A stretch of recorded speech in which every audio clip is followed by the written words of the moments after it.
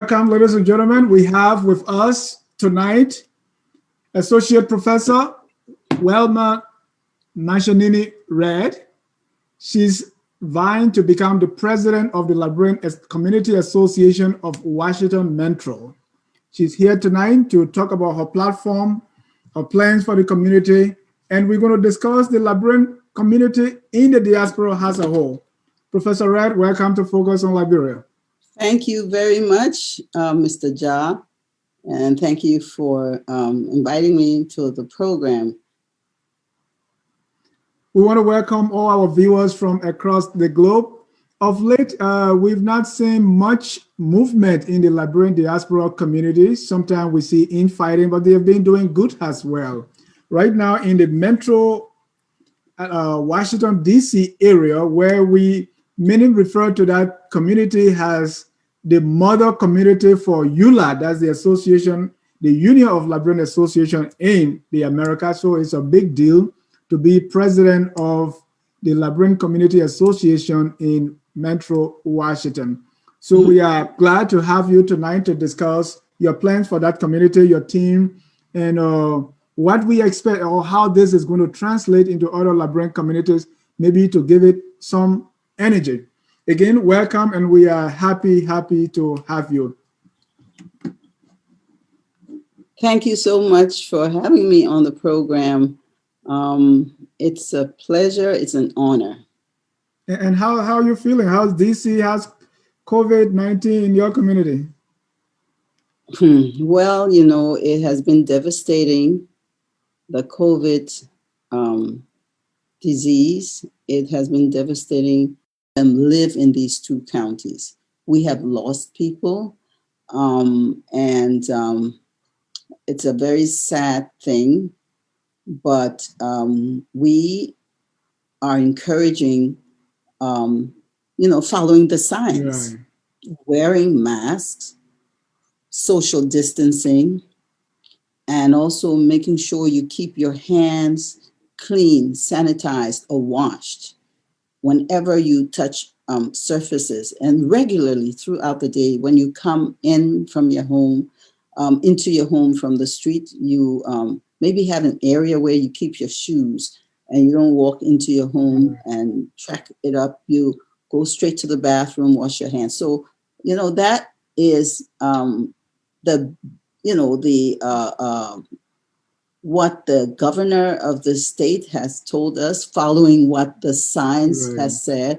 And of course, we are following that, and we encourage people to do that to reduce the incidence of coronavirus infections among our people.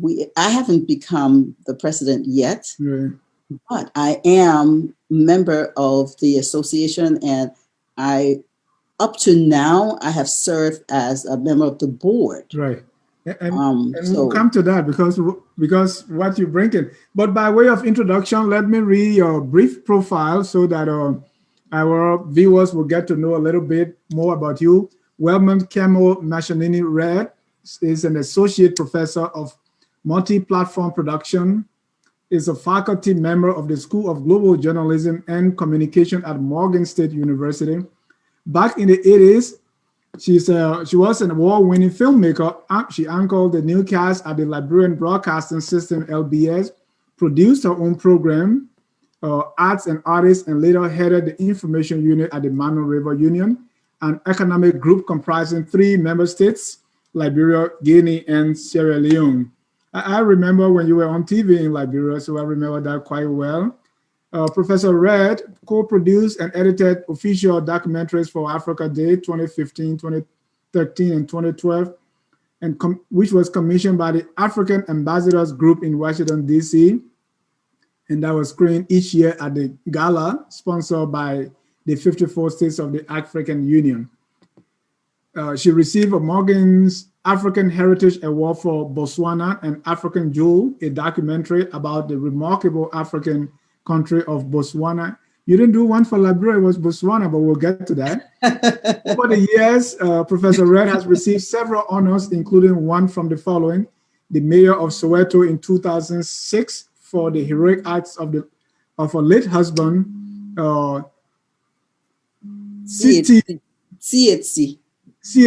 Mashinini, the United Basa Organization of Liberia Uniboa, the Bishop Emmanuel Johnson Award also. She's also she's done something empowering of the African woman. Those are exceptional things that you got awarded for.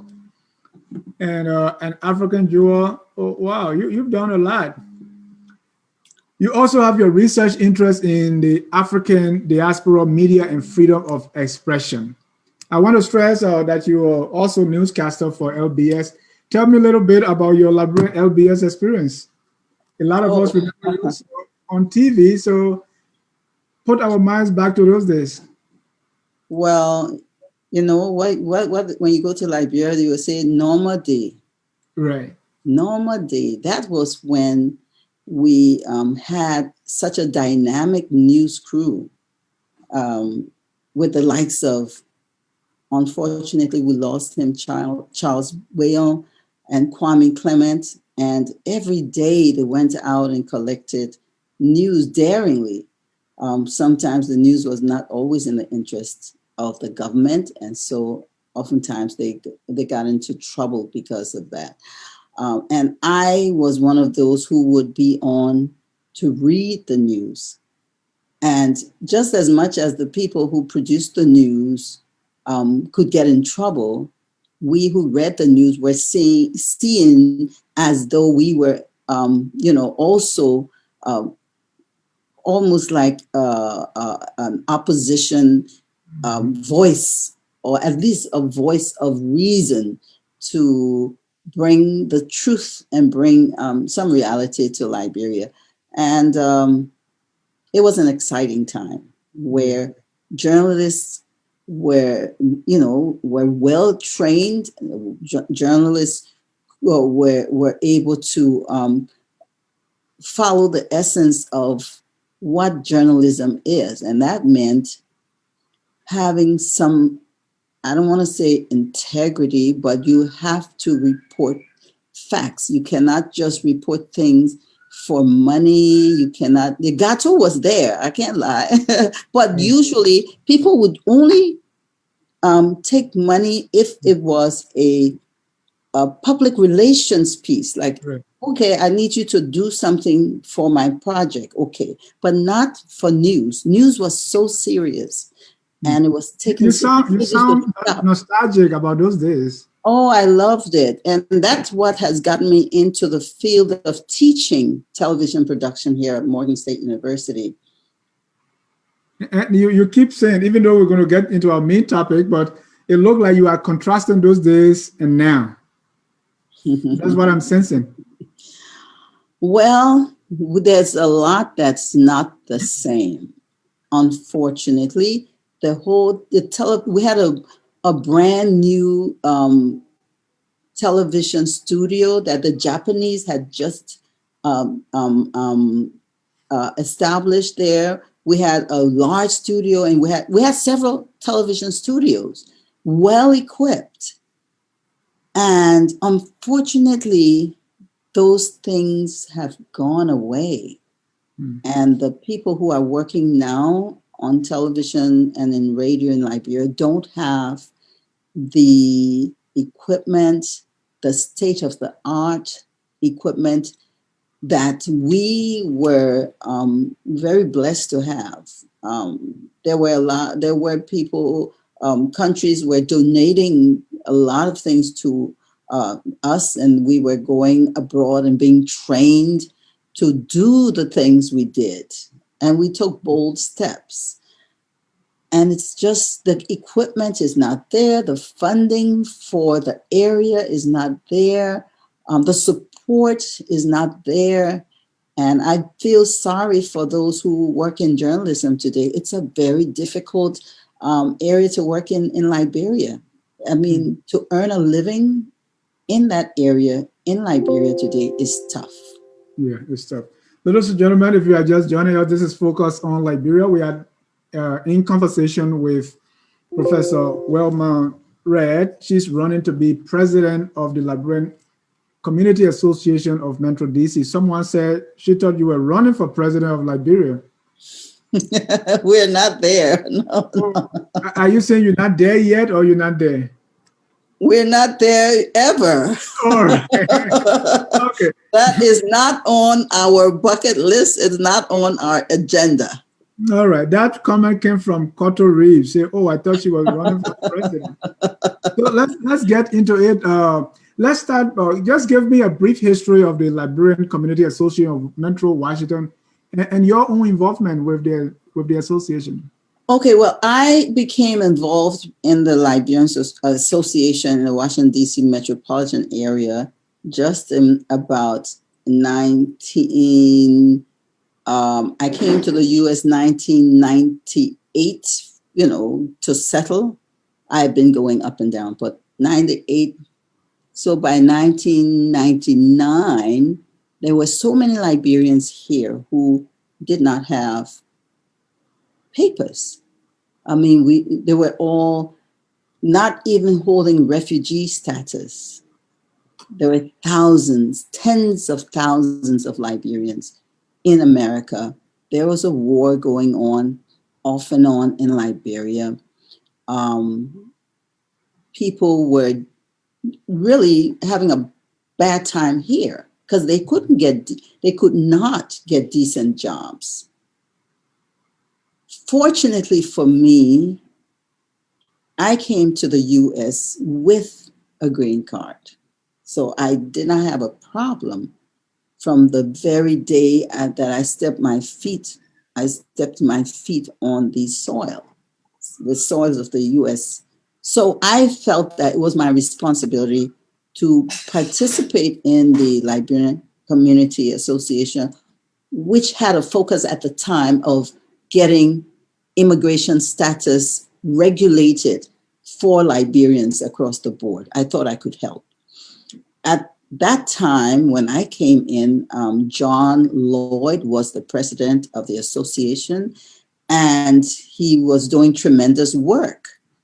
With my video experience, I would go on the mall down in DC, and the community in DC would organize and bus in people from Rhode Island, Staten Island, Atlanta. People will come on buses from Minnesota, all over the country, and we would stage these rallies. And John was able to, get the whole community to go into the Capitol building and bring out people like Patrick Kennedy and Reed, who was the senator from Rhode Island, and we were able to get senators from New Jersey, from all over the U.S. to come out on our platform during our rally and commit to helping Liberians. So that's when I joined, trying to help Liberians get their papers in the U.S. And once they got their papers, we could see the change, the impact they could make in Liberia.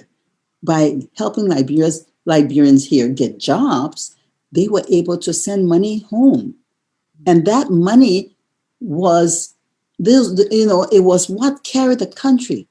Western Union, MoneyGram, and people, physically taking cash to their families. The country was able to survive. The money that came from the diaspora alone was more than any grant money that went to help Liberia. It was more than the grants that all these Western countries were sending in. So it was important for us strategically to help Liberians get jobs, get status, get green cards, get, if possible, citizenship. So what's the current state of the association, especially during this COVID time? Well, the current state of the association is that not much can be done, of course. Up to January, February, we were holding programs, And I would reflect on 2018 and 2019. I was, at that time now, the chairman of the Immigration Committee for the Liberian Association. And in 2018, Liberians, at least 4,000 Liberians across the US, it had narrowed down. Most people had gotten their papers now, but there were 4,000 Liberians who had been here since the 1990s, still did not have papers. So and they were given letters. You must pack your bags and leave, because we are not going to keep you as temporary residents for 20 years, which was ridiculous. People had made their lives, they had homes, their kids were in school, but they were temporary. So we lobbied again. I was leading the immigration piece, but under the leadership of Lucy Wilson Keir, and we were able to get the president, Donald Trump, to sign an immigration bill that allowed all 4,000 Liberians to get on a status that carried them to citizenship. And we did that up to 2019, and everybody who was in that category, all they needed to do, go pay their money and get their green cards. And so that in 2020, we had a huge Thanksgiving celebration. We invited Steny Hoyer, who is the head of the Committee on Immigration and the lead for the Democratic caucus. They're pertaining to the things that were interesting to us at that time, immigration. And he came, we thanked him, we celebrated, and then we couldn't do anything else because of COVID. We've had some online Zoom meetings, and that's about it. Right. I asked the membership because for most communities, people are not really going to meetings these days. Or how is that with DC? The same. The same with DC. You get a handful of people, but since I started my campaign, I took it upon myself to call individuals. I called hundreds of individuals, inviting them to renew their membership. Some of them had never been members, or some of them had been members so long ago and had dropped interest. Unfortunately, when some people get their green cards, they don't look back. They don't come back to help. They just, go live their lives. I call these people and say, hey, I didn't come into the community to get green card. I came to help. And now we need your help. And all of them, 90% of the people I called sent in their money. They paid their membership. Just since I've been campaigning, I've gotten almost 200 people interested. At least 100 of them paid up their money, and they're going to be voting next week, Saturday. So let's come to it. Why are you running? Why? Yeah. Are you asking me about the platform? Well, why I'm running is because I have an idea that I want to implement. And that's my platform. And I would say I don't want to take complete ownership of it. It's our platform, because my team came together. I decided to run because there's a need. We need the DC metro area to have strong leadership in the Liberian Community Association. As you rightly said, this is almost like a flagship community for EULA. We take the lead on a lot of things. Recently, DC actually worked a lot this year. Come to think about it. We worked on COVID relief. We were able to get $20,000 worth of food, masks, hand washing and sanitation material into Liberia. And the DC area led the EULA group, and Luce was the head of this. Luce, who is the current president, the outgoing president of the DC metro area. And I was on her team as well. And we were able to work with other people in EULA, from California to New York, all over the place, Ohio. We all worked together and were able to collect monies. Had a team in Liberia that bought fish. We spent the money in Liberia. To get fish. But what I want to get at is specifically what sparked this interest, especially at this time. I mean, as you said, you've been there from 99 till now. What was that one thing that I'll say, okay, this time I'm going to run? Is it because you see no leadership, or is it there are certain things you want to accomplish? What specifically triggered that interest? All of the above. There was an idea that we need to bring the young people to take over this community. The young people came, and many of them don't have experience with running an organization. They have the energy, but most of them think that, it needs to have a party, excitement, and dancing. Unfortunately, running the organization, there was not enough experience among them. Others who wanted to run, there were others who had expressed interest in running. And I'm watching because I'm working on the immigration, I'm working on the corona relief effort under the leadership of Lucy. And I'm there every day on the meetings, making sure that they have all the artwork that you see done for that. I do all of the graphics, I do logos, and I'm making videos for them, and I'm making flyers. I'm doing a lot of work in the background. But I saw that the people who were saying they want to come in to be the next president were doing nothing. And I said to myself, if this person comes and these people come in and say they're running, they will still do nothing. And if I'm still doing a lot of the work, not all the work, a lot of the work in the background, let me just lead this thing, because if this other person comes there, they will not even know what to ask me to do. So I decided to, based on the work I'm already doing for the community, I decided to take the step.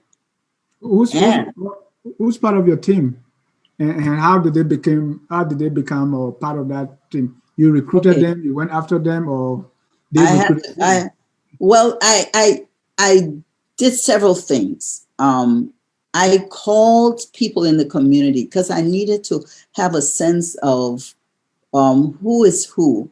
There's some people I see working a lot. And so John Pearson, who had been the president of the Nimba County Association for the same DC metro area, I'd seen him come to all of our meetings, the LCA meeting, the Liberian Community Association, DC. So the LCA meeting, John, who was the former Nimba Association president, he comes to the meetings. He will offer to use his vehicle, put his own gas, bring things in and out to help to set up.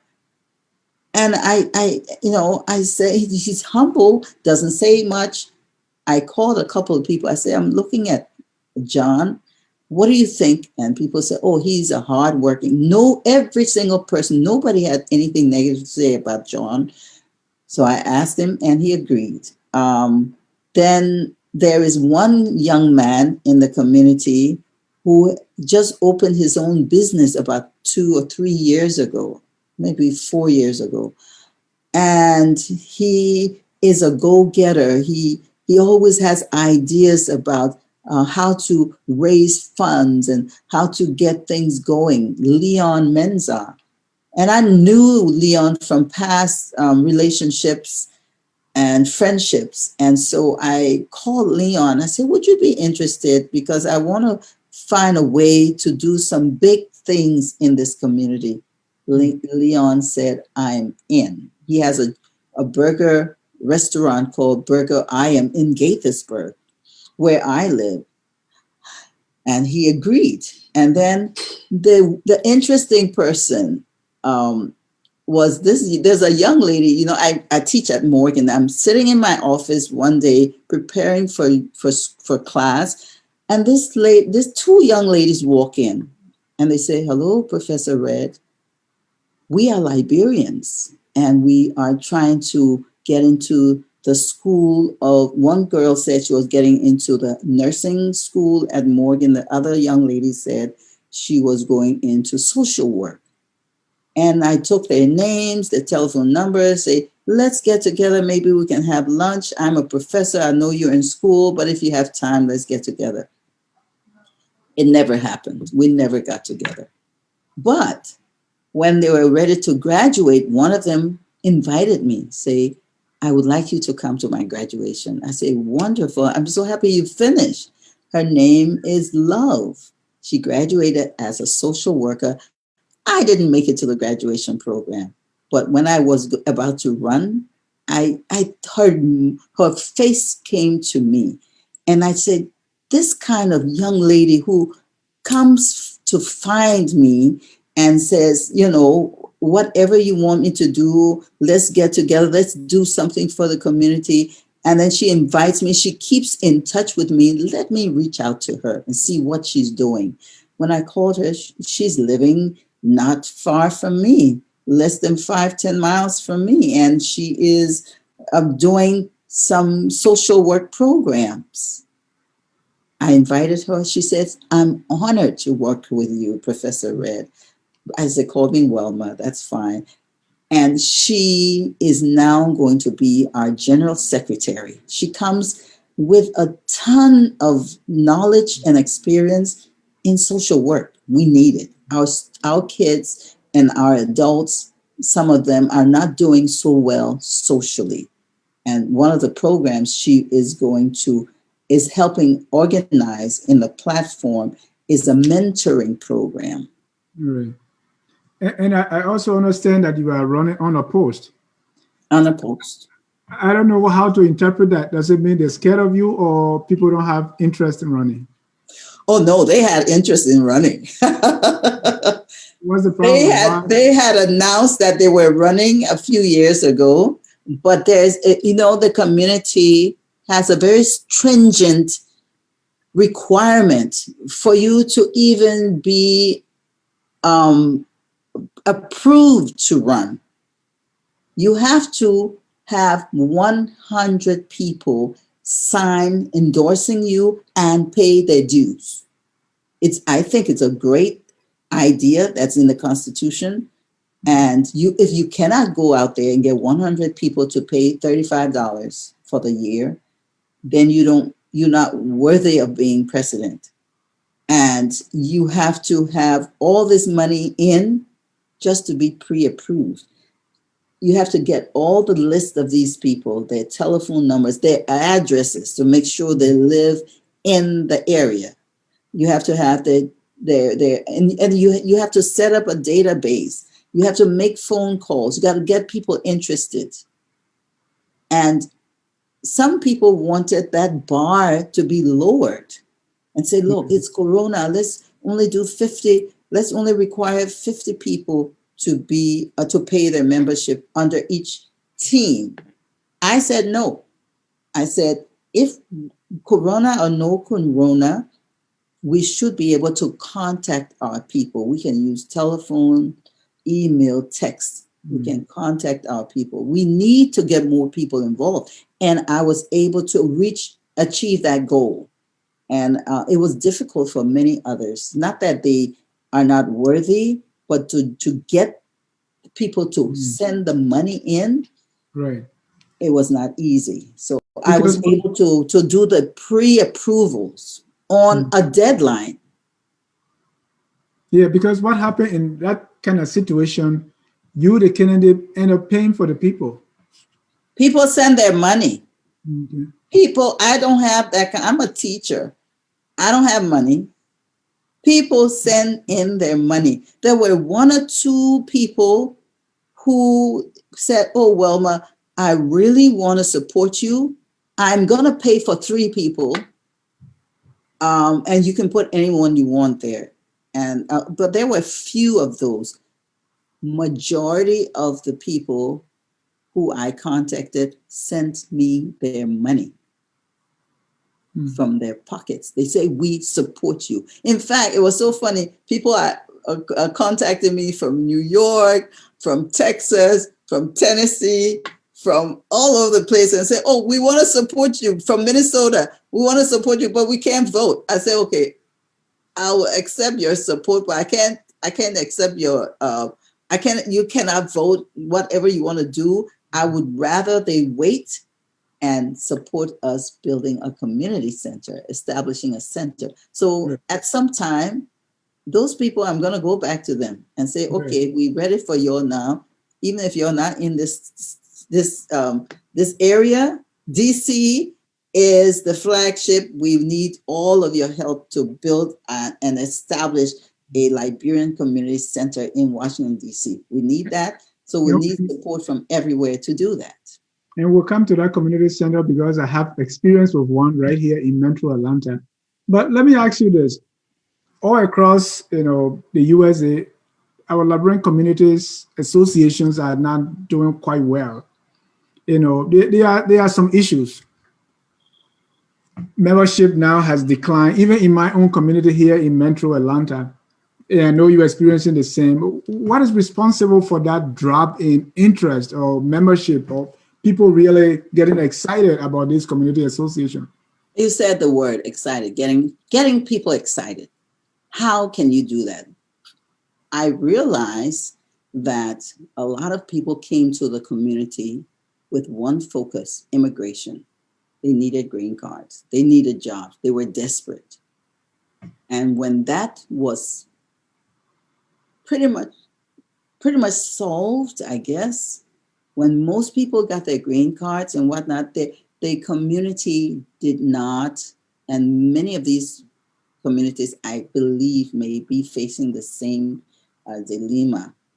They did not find other ways to be relevant to people. And that is the challenge that my team has been sitting, talking about, coming up with fresh ideas. And again, as you said, the DC metro area, the LCA DC, has led in many of the EULA groups to get things going. And I want to lead in this one. I want to find a way to get people excited and see if we can invite other communities to follow suit. I don't know how you're going to do that. What are some of the ideas to get people excited? Well, one of the ideas I have is someone called me and say, "I want to, this fellow, I want to coach people who are just coming from Liberia." A lot of people come from Liberia, don't know where to start. They don't know how to put a resume together. They don't know how to get into the job market. Is more than immigration. They don't know how to find the jobs that suit them, and they don't know how to prepare themselves, retrain. Because you come from Liberia here, you got to do some retraining. I'm going to offer, I told this gentleman, "Please come and run that program for my community." Another friend of mine called me and said, Welma, we are a group of math professors and teachers in the area, and we want to help. And I said to them, in fact, I have a meeting scheduled with these math teachers, Liberian math teachers, on next week, Wednesday, the day after the American election. I say, let that calm down. And I want us to meet before my election. And we're sitting to design a program for after school tutorials for children. Children come home from school, they're sitting in front of the television all day, or not come home from school, they after school. We can have math teachers donate 1 hour a week and help children. From my experience, they don't come. You have some of these programs, nobody goes. What are you going to do differently? Well, guess what? We are partnering. First of all, we decided to do the mentorship program, right? And Love, the young lady, Love Abdullah, is running that program, and she's already running it for the county. Okay, so it's nothing that I'm going to do separate. And they run it through schools. And so when they run it through schools, they go and partner with the schools to identify students who need help. And they also bring in the parents. The parents have to be involved. And you, the mentor, the parents, the teachers, and the child will come up with a schedule and try to work together. So we hope, we pray, keep your finger crossed, and we pray that it will work. And so Love she has experience with this already, you see. And the way I'm trying to do this is I'm not trying to invent anything from scratch. Well, we are going to invent a few things from scratch, but most of what we want to do is go to Liberians are doing so much already in their communities, in their jobs. These are the people I want to bring. Now, there are lots of mentoring programs in the county, but you have Chinese people mentoring Liberian children. There's a mismatch there. Can we get Liberians to sign up and mentor a Liberian child? Okay, these are the challenges we want to, and if we are successful, we'll share how we did it. Please do, and I can also share how we did it and failed at it. But here's one thing: it's no secret. How you failed? I would like to know the problem. Because like we had in Metro Atlanta, we had training students for to do the SAT prep. After school program, and our volunteers will go there and nobody comes because it's not exciting. But so maybe you can find a way around that. But here's one challenge: there's a lot of fighting in the Liberian associations, right? Which is no secret. And one of those issues, you have the executive and the board always at it. In one community, I saw that the president fired the board chairman. The board intern fired the president. And so there's always this clash between executive team and the board of directors. There's always almost post-elections conflict. After elections, people will form their own organization because this person cheated and this person. There's always sometimes charges of mismanagement of funds. In your view, what's responsible for all these, and how will a well-run administration tackle them? It's so unfortunate, It's so unfortunate. I know I'm no angel. I can't lie to anybody. I'm a human being like everybody else. However, there are recipes for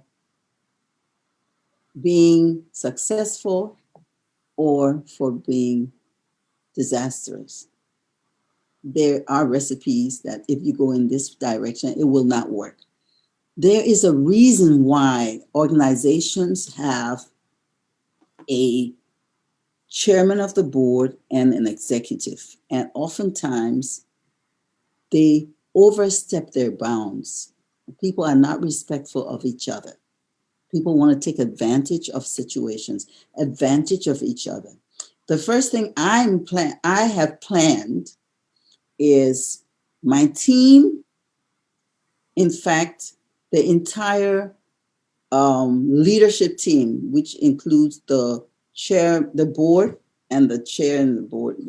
We have another board, honorable. We have a board called an honorary board, okay, of all members or chairs and presidents of Liberian associations in the DC area.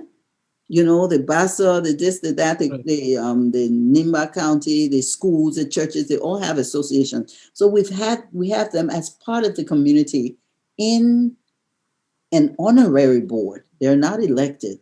Once you're head of an organization, you're there. And kind of out of respect, we work together. We have brought them into the association as some like arbitration group. They don't have any power except that when conflicts come, we refer to them, the heads of all these organizations, to come in and resolve it. So that's one organ in our organization that's not found anywhere else. Now, the first thing I have planned to do is all of the individual organs in the LCADC. The first week when we take over, we will have a retreat. The retreat will bring in some experts to show each of the groups what their responsibilities are. We're going to have a workshop to discuss it.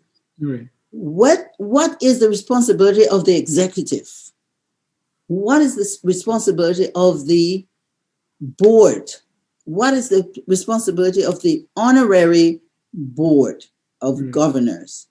What is the responsibility of each of the chairs of all the different committees? Yeah. We're having a workshop just on that. The reason why a lot of problems come up in the Liberian community is I've seen it. The board chair may not even know what his duties are. All right. Let me and he doesn't do it. And the board president knows that this guy doesn't know what he's supposed to do and takes advantage and does things that will, take more power, overstep the bounds of power and take power and do things that they're not supposed to do. They don't follow the Constitution. They don't do things according to the rules. Let's stay in the rules. We can't stay in the rules if we don't know the rules. We have to know it from the day we start working together and interacting. And if it's open, it's ignorance that causes these things. Oftentimes, people don't even know. You're not supposed to take the funds and put it in your private account, even for a second.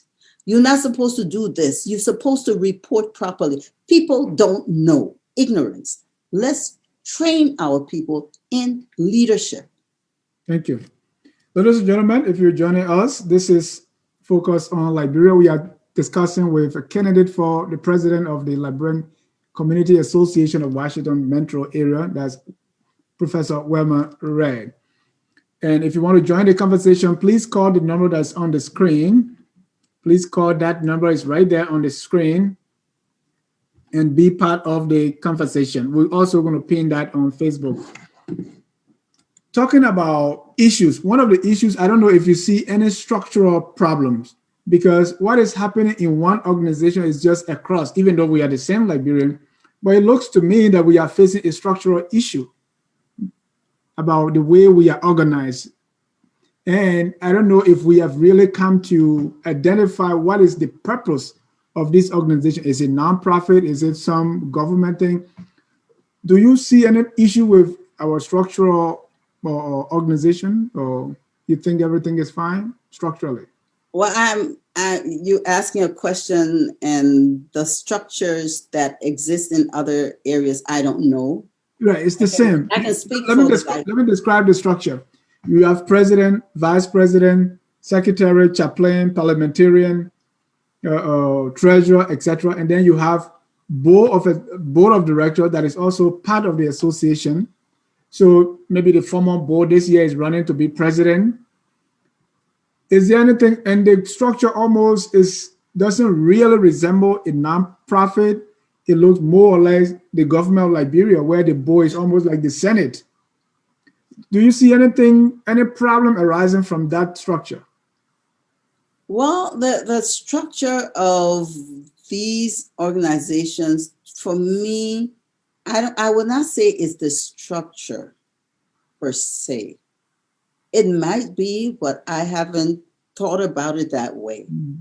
What I have seen is that whatever structure there is, it's important to look at that time and time again and find solutions when you see loopholes and you see problems.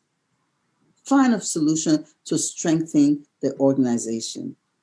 As I just explained, people don't even know what the rules are. And basically, oftentimes, they don't even follow the structure. Yeah. They're not married to the purposes of these organs that are in the structure. They ignore a lot of things, Yeah. We had a period when the person who was supposed to be the head of the organization did not have an election for 6-7 years, and there's a 2-year term, and they just ignored it and found excuses. I don't think it's structure. Personally, I think is the will of the people to do things properly. Liberians, we like to cut corners. We like to just get things done any old way. If we have rules, let's follow the rules. We don't follow the rules. If you don't think the rules is good, the rules are good, come and talk about it. Let's be honest about it. These rules don't work. How can we do a better job and put in rules that really help people? And I think the bottom line is the organization is supposed to serve people. Structure for structure's sake. How are you serving the people?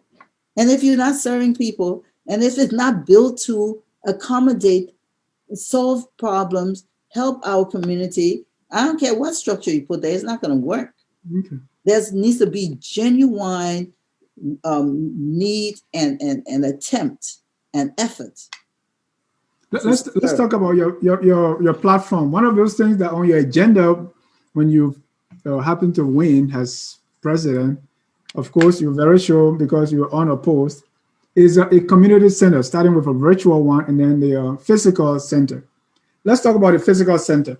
What are your plans and how do you hope to sustain it? Because to have a rental property, you need management. You need people actually committed to do that. It's not part-time. How you hope to accomplish this? Well, I think that a community center has to be run almost like an entity outside of the organization. I want to compare it with, say, many countries in Africa today had airlines. Liberia had the Liberian National Airline. There was a Ghana Airways. There was a Nigerian Airways, and most of them tanked. Yeah. Why? Because they were run, people in government were coming and using and abusing. They were not their privilege to do that. They just abused the system. It has to be run as a private entity. It has to be run as a business entity.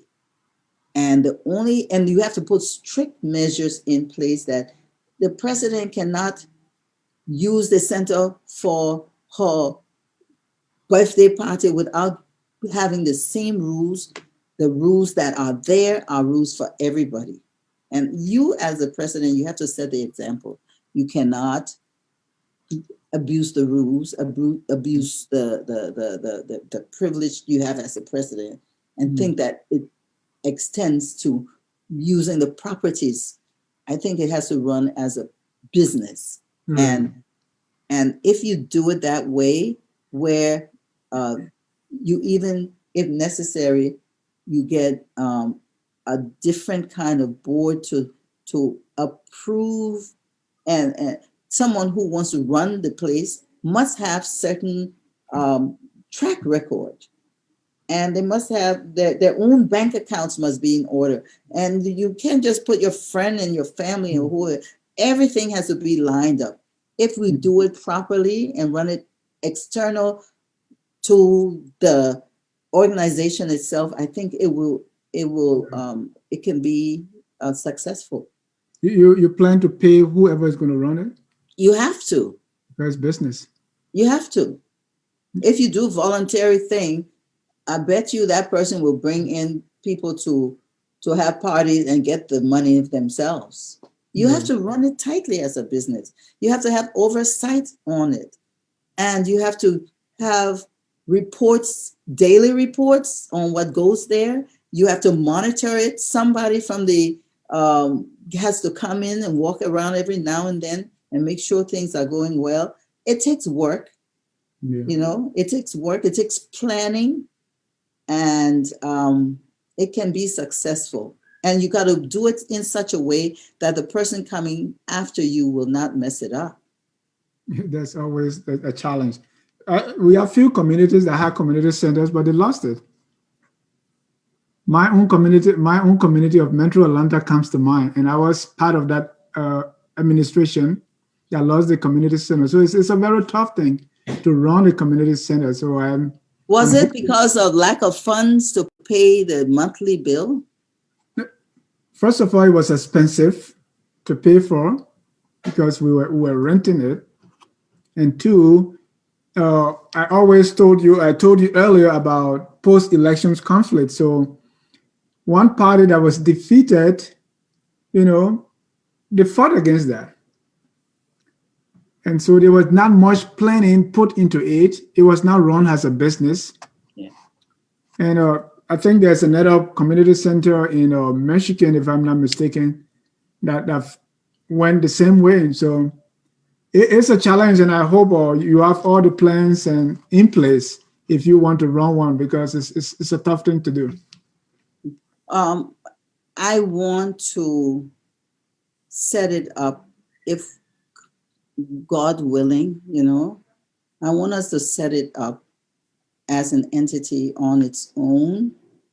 And the most that anybody can do is maybe you build in a system where the community benefits. If you're a member of the community, you pay much less to rent the place and all that, that kind of stuff. But we got to be honest. The honesty within the community will reflect how things run. The honesty. Most people see, work as in the community here as a stepping stone to go to Liberia and get a job. Yeah, especially with most of these organizations. What's your own? What's your own experience with that kind of thing? I've seen it. I have definitely seen it happen right in this community, but the person who I'm following, Lucy Wilson Keir, at this point, as far as I know she's not going to Liberia to get a job because she has a good job here. She's working. She is doing well with her family. Of course, if you get some kind of job to go steal in Liberia, well, yeah, that could be better than what you're doing. I mean, it couldn't be better per se. It could give you bad money, and that's not good.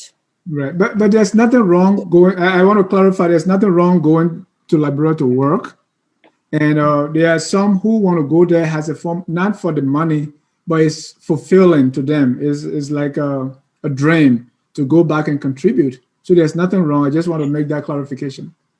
Absolutely. I work for Liberia as we speak. I go there 2, 3 times a year. I do a lot of different stuff in Liberia. I'm not looking for a job per se to go sit down and work, because I think my strength is being here at Morgan teaching. I can go back and do a lot and help a lot. We want you at LU, Morgan. Huh? We want you at LU, not Morgan State. I want to be at LU. Oh, I want to be at LU. It's a good thing to be at LU. I know people who go there. The thing is that right now, I think I can do a good job helping from here. Yeah. And maybe in a few years, who knows, I will be in a position to go back home. But it's a very difficult thing where people go home and they've given Liberians in the diaspora even a bad name, in a sense, because people think that you want to go home to get money in the wrong way. And I always tell people, look, people in the diaspora haven't done any worse than people in Liberia. Liberians need to just be honest, whether they're in the diaspora or whether they're at home. All of us need to be honest. We can't point fingers at each other. Yeah. You have a system that is built for corruption. It's hard for me to put it out. I'm not saying that, I'm not calling people corrupt. I'm saying the system allows corruption because there are not enough checks and balances that work the way it's supposed, that work in a way that it can work. So anybody who gets in that system may end up being corrupt. It's difficult to be clean in a system like that. Right. That's the same thing I was talking about, the structural issue. But let me read a few comments from our audience. Saki White, she meaning you, sounds great and seems to come with a lot of energy and new ideas. That's welcoming. Welcome. Feel free to call me from the MD chapter right next door to you. Can you give me her name? Saki? Saki White. Saki White has in black and white. Saki, hit me on Facebook. Hit me up on Facebook. Let's talk. Send me a message. Text me. Okay, I read. Welma A. Red, my Facebook name. Hit me up on Facebook. Put your telephone number in on Facebook, because I think it's through working together, people of like minds, that we can build Liberia. My goal is to just help Liberia. Yeah. Help Liberia, help Liberians. And it's not about getting a job home. It's about doing things that we know can be done and can be successful. Jimmy Eastman says, is Professor Welma recommending paying those who run the community center? Are there sufficient funds for such? And also, how does Professor how do you rate the commitment of Liberians? Are there mechanisms to keep the organization active? So 2 or 3 questions from Jimmy. 1, how do you rate the commitment level? What are the mechanisms to keep the community, the members active? And will you pay those who run in the center? I think you answered that. I answered that. You have to pay people, certain people. At least one person needs to be paid. A lot of volunteers will be in and out. A lot of volunteers will be helping, but somebody needs to be really responsible. And I hope we can find. I'm working with my team, and that is I didn't name all of my team members. I didn't name Glendy Junius Reeves, who will be our EULA representative, and Mr. Wisikima also coming to go to EULA. We have Roland Huff, he's the chaplain. We also have, I think that's about it. Right. Talking about EULA, Well, you don't want me to answer Jimmy before we go to EULA? Oh, okay, yeah, go ahead. Come quick with EULA and we go back to Jimmy.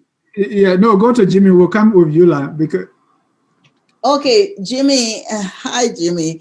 The thing is that we want to, you got to get people excited.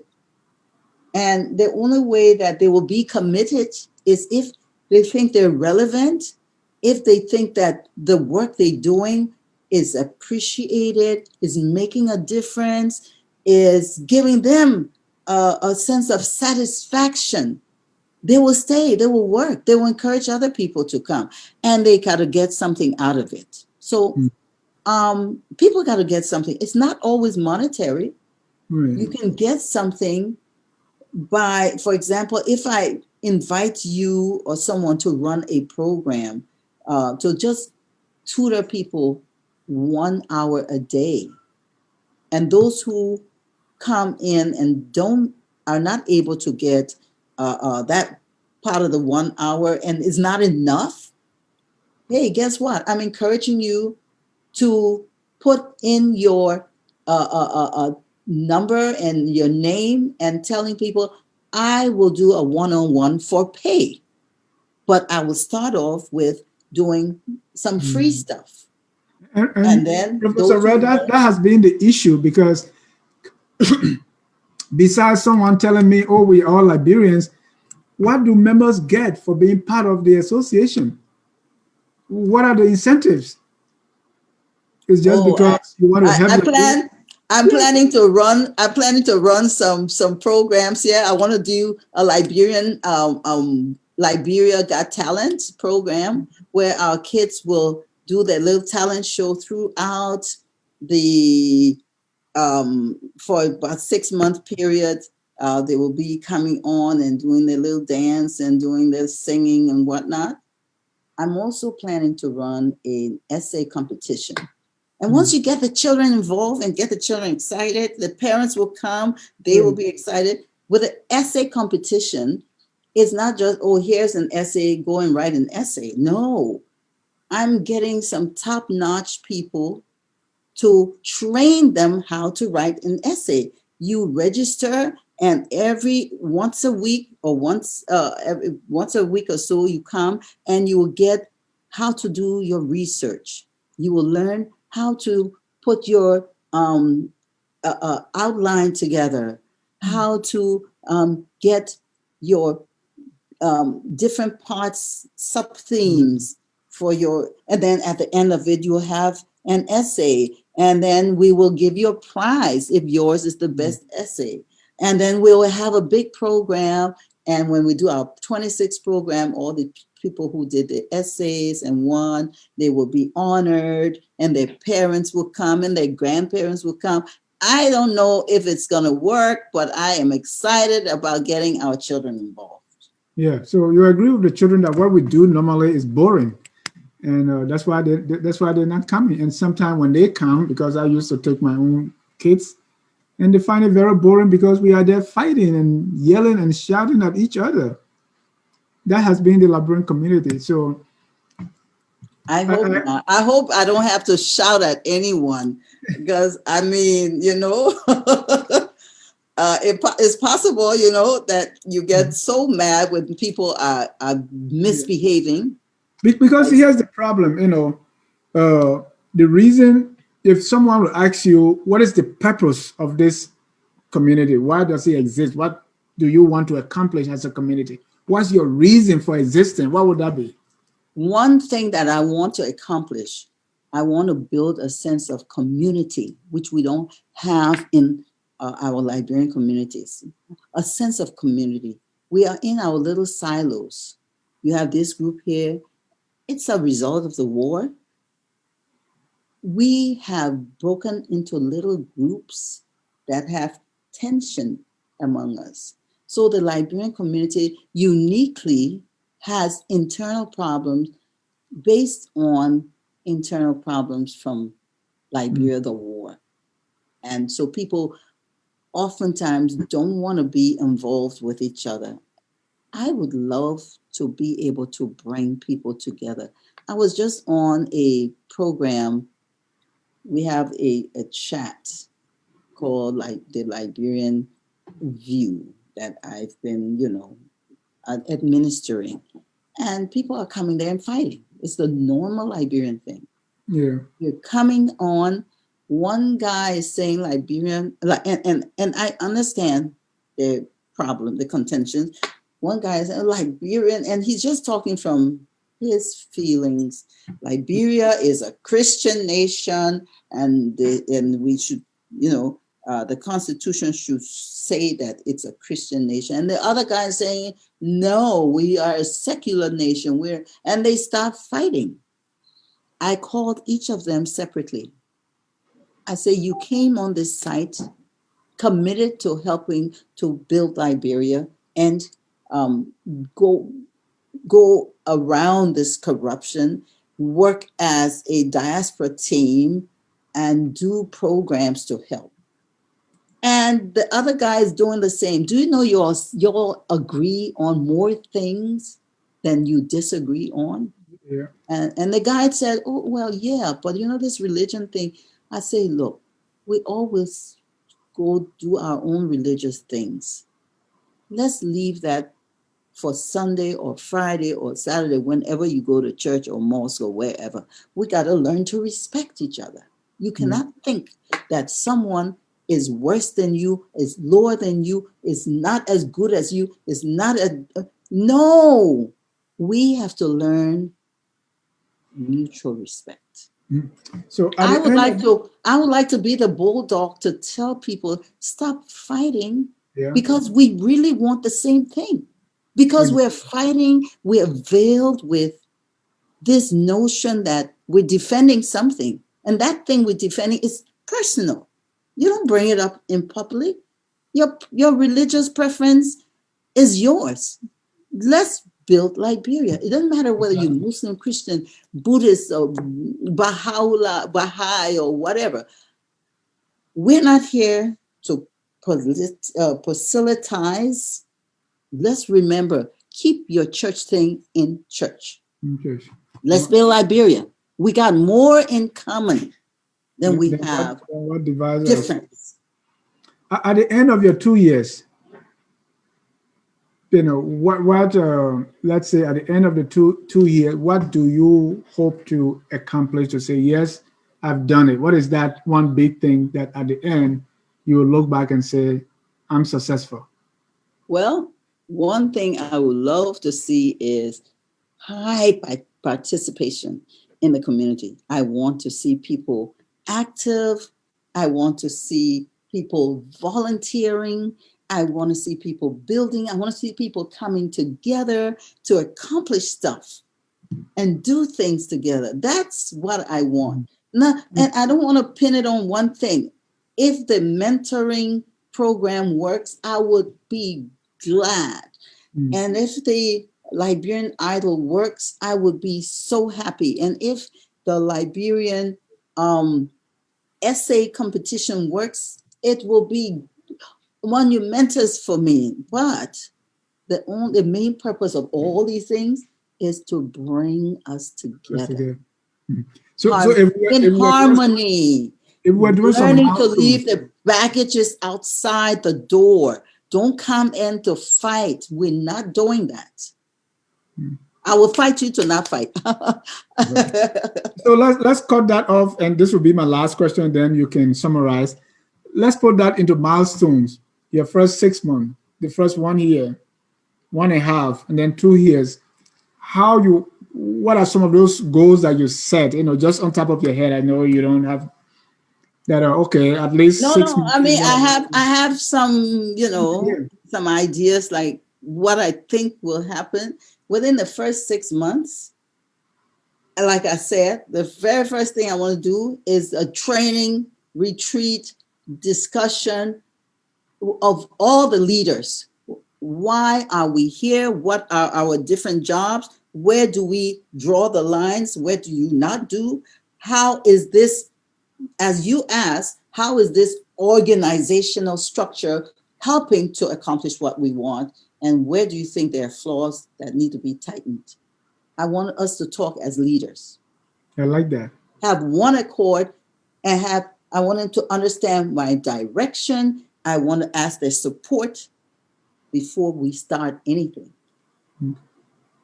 And once we do that and we understand the Constitution and we see if there are flaws in it and we say, look, this Constitution is not working for us, but that's one thing. The next thing is once they understand the goal, where I want to take the organization and they're on board, we're all going to start working. The first thing I want to do is to have a boot camp, a coding boot camp.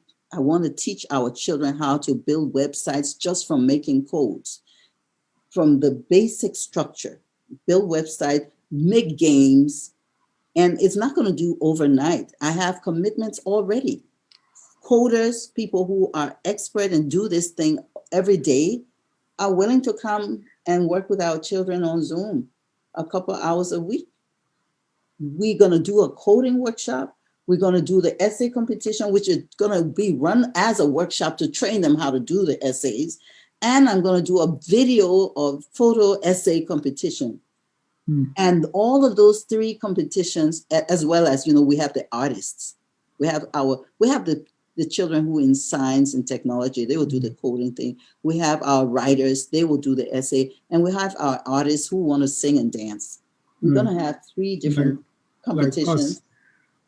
And I want it to end by 26. I want our 26 program to feature all these winners and to feature the people who wrote the essays. I want them to do the dance. They will be the performers for the 26. They will be reading the essays. They will be showing us their websites or whatever they produce. That's the first 6 months. That's a lot. So our time is fast. 26 is my goal to showcase something. To showcase. I don't know if I'm going to do it. I know I'm talking plenty. I'm going to try my best. I need all the help I can get. If you're watching and if you can help with any of these things, if any of these ideas I'm pouring out there resonate with you, please go hit me up on Facebook and just send me a note to say, Welma, I'm willing to help. I know how to do this. I will put it in your lap. Thank you. I know we didn't talk about ULAB. We didn't talk about how all these things will be financed but I think we got the meat from you. So at this time, we'll ask you to just summarize for us, or what will be your closing statement. Anybody watching, either in Metro DC or anywhere, what do you want them to take away from our discussion tonight? What I would like to say to all Liberians, anywhere, everywhere, it's time we stop bickering. It's time we get together. That's the only way that country will get built. That's the only way we'll have somewhere to go when we're done with wherever we are. I want us to start being fair, kind, brotherly, sisterly to each other.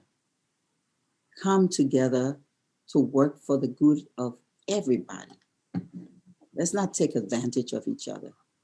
Let's not try to be so smart that we think others are stupid, that we can take advantage of them. Even if they don't know, stop it. Let's work together and build where we are amongst ourselves, and it will pour out and resonate in Liberia.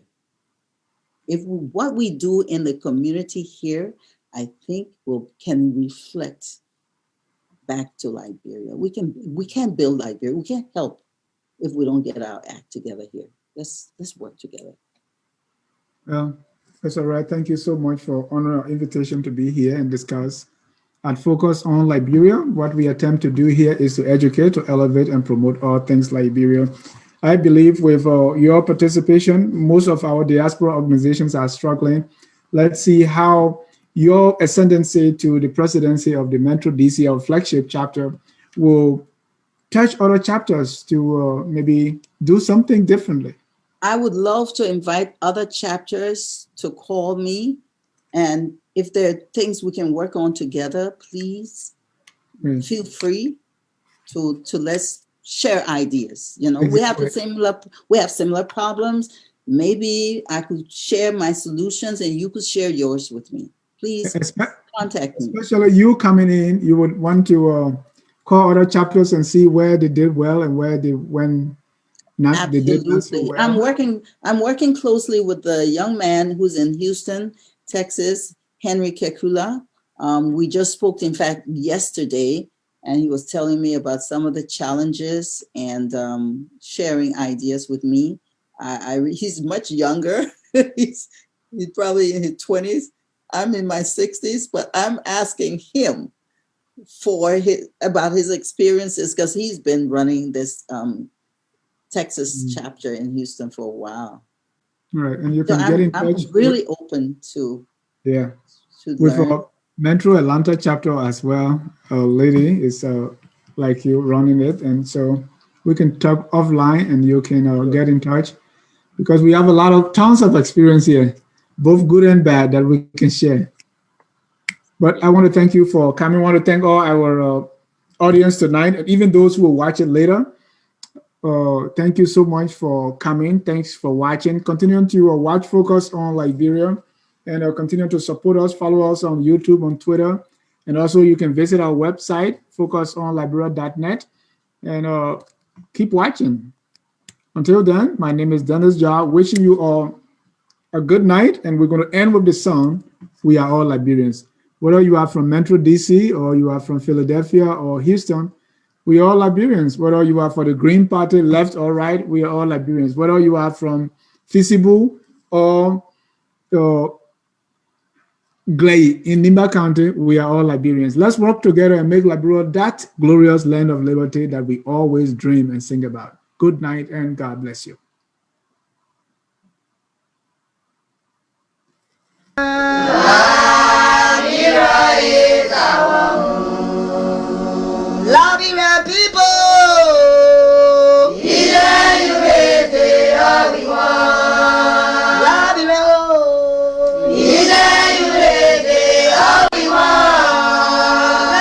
Liberia.